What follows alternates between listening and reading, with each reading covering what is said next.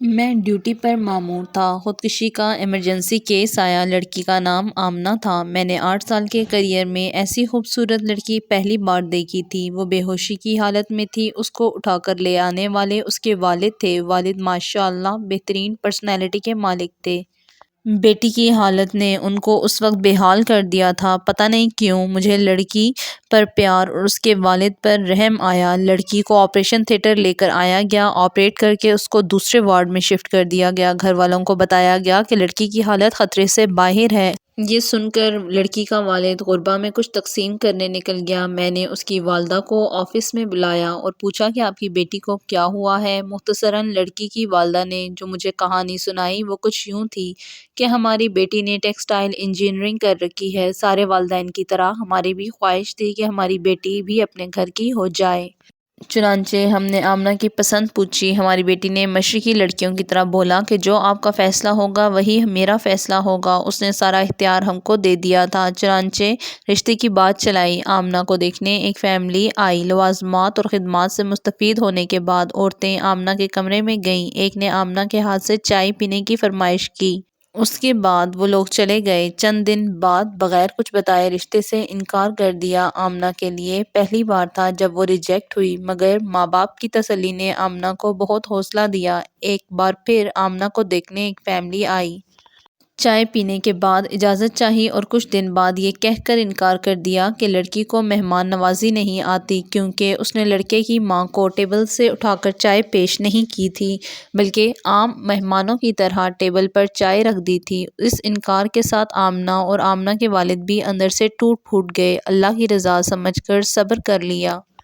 کچھ دنوں بعد ایک نئی فیملی آئی اور اس فیملی کے بیٹھتے ہی آمنہ نے ان کے پاؤں کے جوتے بھی اتارے اور اسی جگہ چائے پیش کی، اور اس فیملی نے ایک ہفتے بعد یہ کہتے ہوئے انکار کر دیا کہ آپ کی بیٹی پر جنات کا سایہ، ورنہ کوئی میزبان پہلی بار گھر آتا ہے تو اس کی اتنی مہمان نوازی کون کرتا ہے۔ پچھلے 8 سالوں میں 100 سے زائد رشتے آئے۔ آمنہ کے لیے کچھ نے یہ کہہ کر انکار کر دیا کہ آمنہ کی عمر زیادہ ہو گئی ہے، اور احسان جتاتے ہوئے کہا کہ اگر آپ زیادہ مجبور ہیں تو ہمارا ایک 48 سال کا بیٹا ہے جس کی اپنی دکان ہے، اس کے لیے ہم آمنہ کا رشتہ قبول کرتے ہیں۔ یہاں اتنا کہتے ہیں کہ آمنہ کی سسکیاں لے کر رونے لگی اور کہا آپ بھی تو ایک ماں ہی ہیں، اور ماں جتنی بھی مجبور ہو غیروں کے سامنے کیا کہہ سکتی ہے، اور میری بیٹی کل سارا دن میرے سینے سے لگ کر روتی رہی ہے اور کہتی رہی ان لوگوں کے معیار تک آتے آتے میری عمر زیادہ ہو گئی ہے، اور ماں بولی نہ جانے کب اس نے دنیا کو الوداع کرنے کا فیصلہ کر لیا، اور کہتی رہی میرا منحوس سایہ میری بہن کو بھی والد کی دہلیز پر بوڑھا کر دے گا۔ میں نے آمنہ کی والدہ کو پانی پلایا۔ اتنے میں اس کا والد اور پیچھے سے وارڈ بوائے کمرے میں داخل ہوا اور وارڈ بوائے نے کہا آمنہ ہوش میں آ گئی ہے۔ آمنہ کی والدہ بجلی کی تیزی سے وارڈ میں داخل ہوئے، آمنہ کا سر اٹھایا اور سینے سے لگا کر رونے لگیں۔ اتنے میں اور آمنہ کا باپ بھی وارڈ میں داخل ہو گیا۔ آمنہ ماں کو چھوڑ کر باپ کے گلے لگ کر رونے لگی۔ بولی مجھے کیوں بچایا، مجھے مرنے دیتے تاکہ میرا منحوس سایہ گھر سے نکلے، اور گڑیا کی شادی نہیں تو وہ بھی آپ کی دہلیز پر پڑی رہے گی اور بوڑھی ہو جائے گی۔ آمنہ کا باپ چپ چاپ آنسو بہا رہا تھا۔ میں نے حالات آؤٹ آف کنٹرول ہوتے دیکھے تو میں نے آمنہ کو انجیکشن دے دیا اور آمنہ کے والد کو لے کر آفس میں آ گیا۔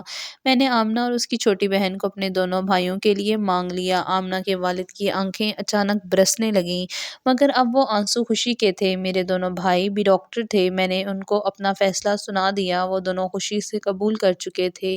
ویسے یہ تحریر لکھ کر میں آپ لوگوں سے یہ التجا کر رہی ہوں کہ ہم لوگ شادی ایک عورت سے کرتے ہیں، کسی حور سے نہیں۔ کسی کی بیٹی کو ریجیکٹ کرنے سے پہلے اس کی جگہ اپنی بیٹی کو رکھ کر سوچیں۔ اگر عیب کی بنا پر ریجیکٹ کرنا ہو تو لڑکیوں سے دگنی تعداد میں لڑکے ریجیکٹ ہوں گے۔ مجھ سے دنیا میں کسی بھی فارم پر کوئی بھی بندہ بحث کر لے، میں ثابت کر دوں گی کہ مرد میں عیب زیادہ ہیں۔ میں ہاتھ جوڑ کر خدا اور اس کا واسطہ دے کر التجا کرتی ہوں کہ کسی کو بلا وجہ عیب زدہ کہہ کر ریجیکٹ نہ کرو۔ آپ لوگ اللہ کی مخلوق کے عیبوں پر پردہ ڈالو، اللہ تمہارے عیبوں پر پردہ ڈالے گا۔ آپ کے نکالے عیب نہ جانے کتنی لڑکیوں کو قبر میں دھکیل دیتے ہیں۔ اپنا بھی خیال رکھیں، دوسروں کا بھی۔ مجھے بھی دعاؤں میں یاد رکھیے گا۔